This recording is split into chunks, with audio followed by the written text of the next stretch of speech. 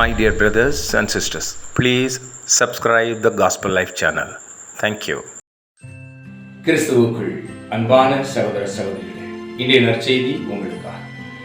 இன்றைய முதல் வாசகமும் நற்செய்தி வாசகமும் கிறிஸ்தவ வாழ்வின் அடித்தளமாக இரண்டு காரியங்களை போதிக்கிறது. முதலிலே கிறிஸ்துவை நாம் அறிந்து கொள்ள வேண்டும், இரண்டாவது அவரது வார்த்தையை நாம் நம்ப வேண்டும் என்று இரு வாசகங்களும் ஆணித்தரமாக போதிக்கின்றது. இந்த நற்செய்தி வாசகம் யோவான் நற்செய்தி 14ஆம் அதிகாரம் 7 முதல் 14 வரையுள்ள இறை வார்த்தைகளிலே கிறிஸ்து தம் சீடர்களை நோக்கி கூறுகிறார், நீங்கள் என்னை அறிந்து கொண்டால், அறிந்திருந்தால் என் தந்தையையும் அறிந்து கொள்வீர்கள் என்று சொல்கிறார். நாம் கிறிஸ்துவை தெரிந்திருக்கிறோம், அறிந்து கொள்ளவில்லை.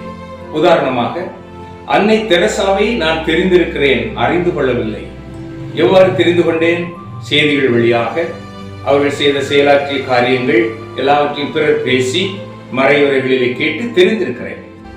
அறிந்து கொள்வது என்பது அவர் செய்த பணிகளிலே உடனிருந்து பணியாற்றி அன்றாட சேவைகளிலே எனது தோள் கொடுத்து அவரது கஷ்டங்களில் நானும் பங்கெடுத்து மகிழ்விலே நானும் மகிழ்ந்து அவரோடு நான் வாழ்ந்தால் அவரை அறிந்து கொள்கிறேன் என்று அர்த்தம். கிறிஸ்து அதைத்தான் சொல்லுகிறார், நீங்கள் என்னை அறிந்து கொள்ளவில்லை, தெரிந்திருக்கிறீர்கள். இன்று அநேக கிறிஸ்தவ மக்கள், 90% கிறிஸ்தவ மக்கள் கிறிஸ்துவை தெரிந்திருக்கிறோம், அறிந்து கொள்ளவில்லை. அவரை அறிந்திருந்தால் நாம் அவரை அன்பு செய்வோம், நமது நம்பிக்கை இன்னும் பலப்படும், வலுப்படும், வெற்றியாய் இருக்கும். அதனால்தான் சொல்லுகிறார், நான் பேசுவது எனது வார்த்தைகள் அல்ல, என்னுள்ளிருந்து செயலாற்றுகின்ற தந்தையின் வார்த்தை, அதை நம்புங்கள் என்று சொல்லுகிறார். அந்த இறை வார்த்தையை நம்பினால்தான் நமக்கு நிலை வாழ்வு. அது எவ்வாறு நம்புவது? முதலில் கிறிஸ்துவை அறிய வேண்டும், அவரை அன்பு செய்ய வேண்டும். அப்படியானால் அவரது வார்த்தையை நாம் நம்புவோம், நம்பினால் நிலை வாழ்வு உண்டு என்று இறைவன் சொல்லுகிறார். அப்படிதான் என் பெயரால் இதை கேட்டாலும் செய்வேன் சொல்லுவதும் அதுதான். அவரை அறிந்து அன்பு செய்தால் அவரது சித்தப்படி நாம் ஜெபிக்க கற்றுக்கொள்வோம், நாம் கேட்டதை அவர் தருவார். இதைத்தான் இன்றைய முதல் வாசகத்திலே திருத்துதர் பணிகள் 13ஆம் அதிகாரம் 44 முதல் 52 வரையுள்ள இறை வார்த்தைகளிலே சீடர்கள் கூடியிருக்கிறார்கள். யூதர்கள் அனைவரும் அவர்களை சுற்றி நின்று அவர்கள் கேள்வி கேட்கிறார்கள். அப்பொழுது அவர் சொல்லுகிறார், நீங்கள் கிறிஸ்துவின் வார்த்தையை உதறி தள்ளியதினால் நிலைவாழ்வுக்குரிய தகுதியை இழந்து விட்டீர்கள் என்று. கிறிஸ்துவின் வார்த்தையை நம்பாமல் உதறி தள்ளுகின்ற இன்றைய ஒவ்வொரு மனிதனுக்கும் இதுதான் பதில். நிலைவாழ்வை இழந்து விடுவோம். காரணம், நாம் நிலைவாழ்வை இழப்பதற்கு காரணம் கிறிஸ்துவின் வார்த்தையை நம்பவில்லை, அதற்கு காரணம் கிறிஸ்துவை நாம் அறிந்து கொள்ளவில்லை.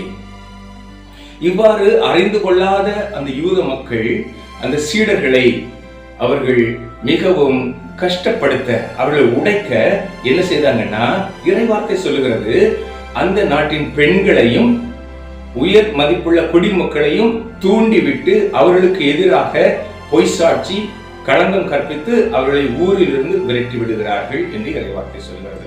இதுதான் இன்றைய காலகட்டத்திலும் நடக்கின்றது. தங்களது தகுதியை, தங்களது இருக்கையை தக்க வைத்துக் கொள்ள ஆவிக்குரிய மனிதன் என்று சொல்லிக்கொண்டு உலக பிரகாரமான ஞானத்தினாலே நான் எனது என்ற அகந்தையினால் இருப்பவர்கள் அவர்களுக்கு எதிராக கேள்விகள் கேட்கப்படும் பொழுதோ, நல்லவைகளையே செய்கின்ற ஒரு மனிதனை இந்த உயர் மட்டத்தில் இருப்பவர்கள் அவனை பழி வாங்குவதற்கு மிகவும் பலவீனமான பெண்களை இன்றும் பயன்படுத்துகிறார்கள். அவர்கள் மூலம் தவறான செய்திகளை, பழிகளை, பொய் சாட்சிகளை சொல்ல அவர்களை பயன்படுத்தி அந்த வதந்திகளை பரவ செய்து ஊழியர்களை காயப்படுத்தி அவர்கள் இருக்கும் இடத்திலிருந்து துரத்தி விடுகிறார்கள். ஆனால் இந்த ஊழியர்கள் என்ன செய்தார்கள்? தங்கள் காலில் இருந்த தூசியை தட்டிவிட்டு சென்றார்கள்.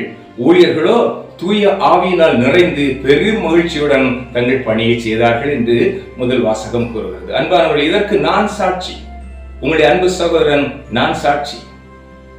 இன்னும் ஆயிரம் மக்கள் முன்னில் சொல்வேன், இன்னும் பொய், பழிபாவம், களங்கம் கற்பிக்கப்பட்டு அன்று எவ்வாறு திருத்தூதர்களை பெண்களை கொண்டு அவமானப்படுத்தினார்களோ, உயர்குடி மக்களை கொண்டு அவமானப்படுத்தினார்களோ, அதைத்தான் இன்றும் அழகையானவன் ஒளியின் தூதனை போல வேடமணிந்து நிற்கும் ஊழியர்களை கொண்டு செய்து கொண்டிருக்கிறான்.